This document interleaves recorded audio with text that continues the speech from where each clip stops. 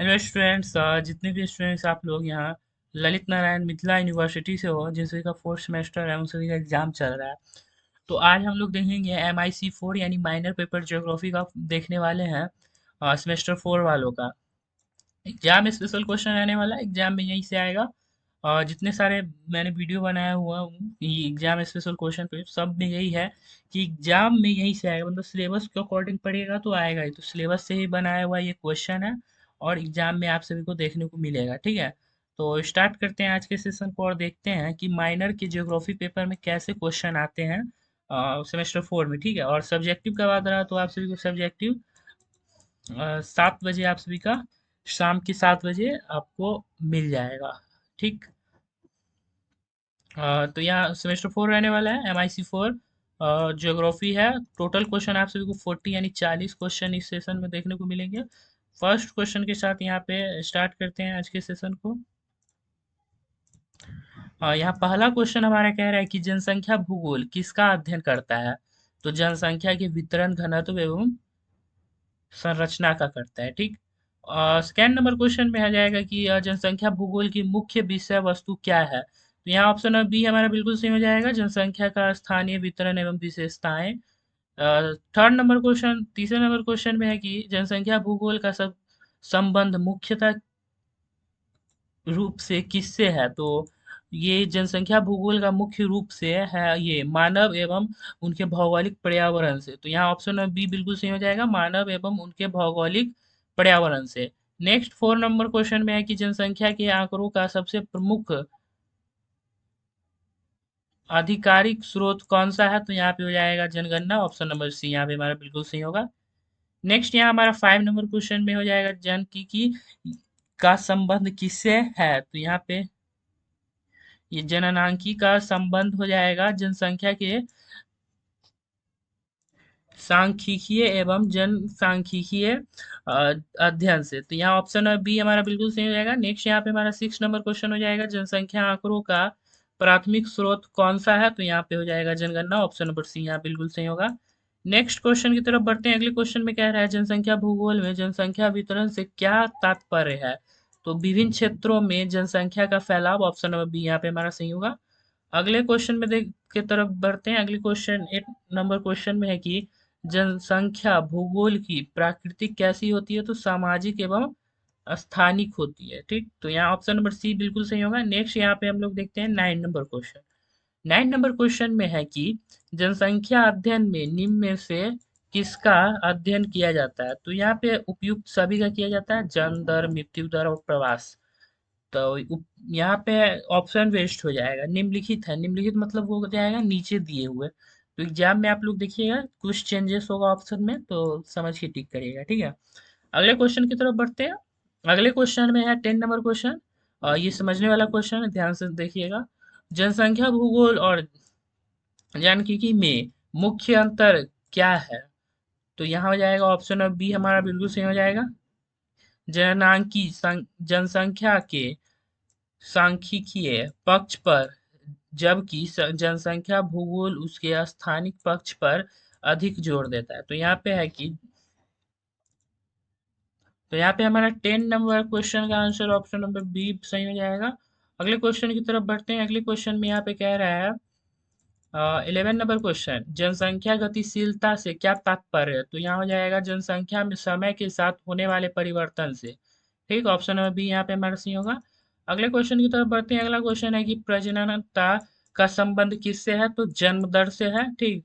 आगे है 13 number question, जन्म दर किसे दर्शाता है। तो वो किसी जनसंख्या में एक वर्ष में होने वाले जीवित जन्मों की दर को दर्शाता है, जन्म दर। अगर यही मृत्यु दर रहता तो किसी जनसंख्या में एक वर्ष में होने वाले मृत्यु को मृत्यु दर हो जाएगा, ठीक है।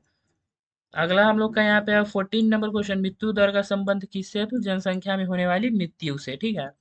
आगे हम लोग देखते हैं 15 नंबर क्वेश्चन में है, मृत्यु दर को प्रभावित करने वाला प्रमुख कारक क्या है। तो स्वास्थ्य एवं चिकित्सा सुविधाएं हो जाएगा। अगले क्वेश्चन की तरफ बढ़ते हैं। अगले क्वेश्चन में है 16 नंबर क्वेश्चन, प्रवासन का अर्थ क्या है। तो एक स्थान से दूसरे स्थान पर जनसंख्या का स्थानांतरण, यानी एक जगह से अगर कोई दूसरा जगह जाएगा उसी को प्रवास बोलेंगे, यानी प्रवासन। अगला हमारा है 17 नंबर क्वेश्चन निम्नलिखित में से, निम्नलिखित दिए हुए यानी नीचे दिए हुए, ऑप्शन वेस्ट क्वेश्चन है। निम्नलिखित में से कौन सा प्रवासन का प्रमुख कारण है? तो यहाँ हो जाएगा रोजगार एवं बेहतर जीवन की तलाश। ठीक है। अब गांव में है कोई, अब उसको नौकरी चाहिए, रोजगार, तो रोजगार के लिए वो गांव से जाएगा बाहर, तो वही प्रवास हो जाएगा। ठीक है। आगे हम लोग देखते हैं, अगला है हमारा 18 नंबर क्वेश्चन, ग्रामीण क्षेत्रों में नगरीय क्षेत्रों की ओर होने वाले प्रवास को क्या कहते हैं? तो ग्रामीण नगरीय प्रवास। अगर गांव से गांव होगा तो ग्रामीण से ग्रामीण, अगर गांव से शहर होगा तो ग्रामीण से शहरीय, शहरीय। ठीक है, या नगरीय बोल सकते हो। अगर नगर से मतलब शहर से शहर होगा तो नगर से नगरीय, और गांव से गांव होगा तो ग्रामीण से ग्रामीण। ठीक है। अगला हम लोग देखते हैं 19 नंबर क्वेश्चन में कह रहा है, उच्च प्रजनता का जनसंख्या पर क्या प्रभाव पड़ता है? तो वो जनसंख्या वृद्धि तेज हो जाती है। अगले क्वेश्चन की तरफ बढ़ते हैं।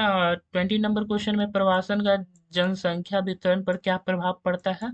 तो जनसंख्या के क्षेत्रीय वितरण में परिवर्तन होता है। ऑप्शन नंबर बी यहाँ पे हमारा सही होगा। नेक्स्ट क्वेश्चन यहाँ पे 21 नंबर क्वेश्चन कह रहा है, जनसंख्या संरचना से क्या तात्पर्य है? तो जनसंख्या संरचना से क्या तात्पर्य है? तो ये हो जाएगा जनसंख्या की विभिन्न विशेषताओं एवं संरचनात्मक स्वरूप का अध्ययन हो जाएगा। ठीक, ऑप्शन नंबर बी यहाँ पे हमारा बिल्कुल सही होगा। अगले क्वेश्चन की तरफ बढ़ते हैं। अगले क्वेश्चन 22 नंबर क्वेश्चन में क्या रहा है, आयु संरचना से क्या पता चलता है? ठीक है, तो यहाँ पे हमारा हो जाएगा विभिन्न आयु वर्गों में जनसंख्या का वितरण पता चलता है। ठीक है, तो यहाँ पे ऑप्शन नंबर बी हमारा बिल्कुल सही हो जाएगा, विभिन्न आयु वर्गों में जनसंख्या का वितरण। अगले क्वेश्चन की तरफ बढ़ते हैं। अगला क्वेश्चन है, लिंग संरचना का संबंध किससे है? तो ये हो जाएगा पुरुष एवं महिला जनसंख्या के अनुपात से हो जाएगा। अगला क्वेश्चन यहाँ पे हमारा 24 नंबर क्वेश्चन में हो जाएगा, ग्रामीण जनसंख्या मुख्यतः कहाँ निवास करती है? तो वो गांव एवं ग्रामीण क्षेत्रों में निवास करती है। अगले क्वेश्चन की तरफ बढ़ते हैं। अगले क्वेश्चन 25 नंबर क्वेश्चन हो जाएगा, नगरीय जनसंख्या की प्रमुख विशेषताएं क्या है? तो ये हो जाएगा गैर कृषि व्यवसायों की अधिकता। ठीक है,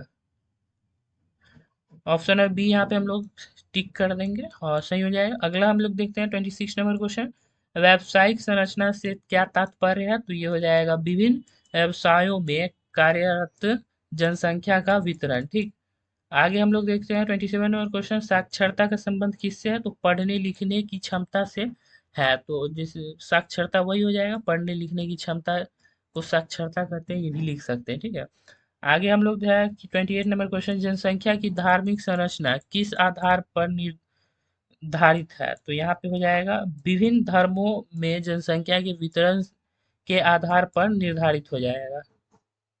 अगला हम लोग का यहाँ पे क्वेश्चन है 29 नंबर क्वेश्चन में कह रहा है, भाषाई संरचना से क्या पता चलता है? तो भाषा का संरचना जो है उससे क्या पता चलता है? देखिए, विभिन्न भाषाएं बोले जाने वाली जनसंख्या का वितरण होता है, पता चलता है। ठीक है, तो सी यहाँ पे हमारा करेक्ट हो जाएगा। अगला क्वेश्चन यहाँ पे 13 नंबर क्वेश्चन, आयु लिंग संरचना की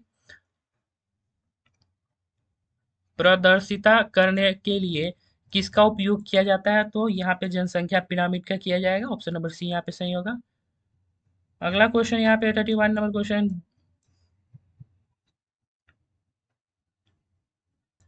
यहाँ कह रहा है वृद्ध होती जनसंख्या से क्या तात्पर्य है? तो वृद्ध आयु वर्ग की जनसंख्या के अनुपात में वृद्धि होना। ठीक,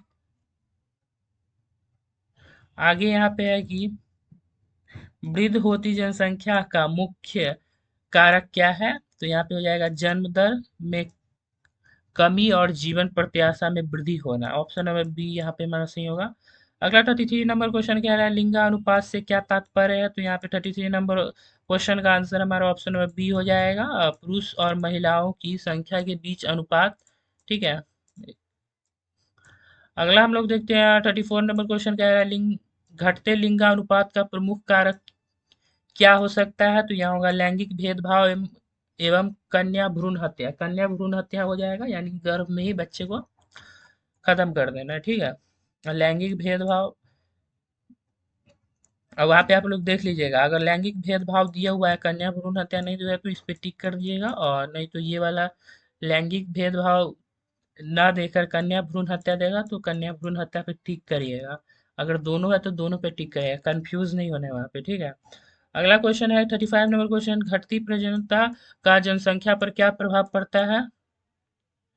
तो जनसंख्या वृद्धि की दर कम हो जाती है, ठीक है। यहाँ अगला क्वेश्चन है, प्रजननता में कमी का प्रमुख कारक कौन सा है? तो यहाँ पे हो जाएगा महिलाओं की शिक्षा एवं परिवार नियोजन, ऑप्शन बी यहाँ पे सही होगा। अगला क्वेश्चन है यहाँ पे, अदृश्य जनसंख्या से क्या तात्पर्य है? तो ऐसी जनसंख्या जो यहाँ हो जाए आधिकारिक आंकड़ों में पूरी तरह दर्ज नहीं हो पाती है, ठीक है। ऐसा जनसंख्या जो आधिकारिक आंकड़ों में पूरी तरह से दर्ज नहीं हो सकती, उसे अदृश्य जनसंख्या में जोड़ सकते हैं, ठीक है। अगला यहाँ पे हम लोग देखते हैं 38 नंबर क्वेश्चन हो जाएगा, जनसंख्या नीति का प्रमुख उद्देश्य क्या है? तो जनसंख्या वृद्धि एवं जनसांख्यिकीय परिस्थितियों का उच्च प्रबंधन करना, ठीक। यहाँ ऑप्शन में बी सही होगा। अगला हम लोग का है 39 नंबर क्वेश्चन, भारत में जनसंख्या नीति का प्रमुख उद्देश्य क्या है? तो जनसंख्या स्थिरीकरण एवं प्रजनन स्वास्थ्य को बढ़ावा देना, ठीक। ऑप्शन नंबर बी यहाँ पे हमारा बिल्कुल सही होगा। अगला है 14 नंबर क्वेश्चन, लास्ट क्वेश्चन हो जाएगा, समकालीन जनसंख्या मुद्दों में निम्न में से कौन सा शामिल है? तो यहाँ हो जाएगा उपयुक्त सभी, ठीक है, ऑल ऑफ दीज। टोटल हमने यहाँ पे 40 क्वेश्चन देखा है, और टोटल 40 क्वेश्चन था इस सेशन में। आप सभी को उम्मीद है कि यहीं से आएगा, और आप सभी का सब्जेक्टिव के लिए 7 बजे शाम में आप लोग रेडी रहिएगा, आ जाएगा, ठीक है। क्लास प्रॉपर 7 बजे आ जाएगा। और आप सभी का MIC खत्म होने के बाद आप सभी का बचेगा NSS और NCC। अब जिस बच्चे का एनसीसी होगा वो एनसीसी कमेंट करिए, और जिस बच्चे का एनएसएस कमेंट होगा वो कमेंट करिएगा। अगर मतलब एनएसएस वालों का ज़्यादा कमेंट आया तो फर्स्ट वीडियो उसी पे बनेगा, अगर एनसीसी वालों का ज़्यादा कमेंट आया तो एनसीसी वालों का बनेगा, ठीक है। चैनल पे नया है तो चैनल से जुड़ जाइए, क्योंकि आने वाला हर एक नोटिफिकेशन आपके लिए हेल्पफुल होने वाला है। तब तक के लिए इतना ही, थैंक यू, ठीक है। और वीडियो अच्छा लगे तो एक प्यारा सा कमेंट कर दीजिएगा, या हार्ट से भेज सकते हैं, ठीक है।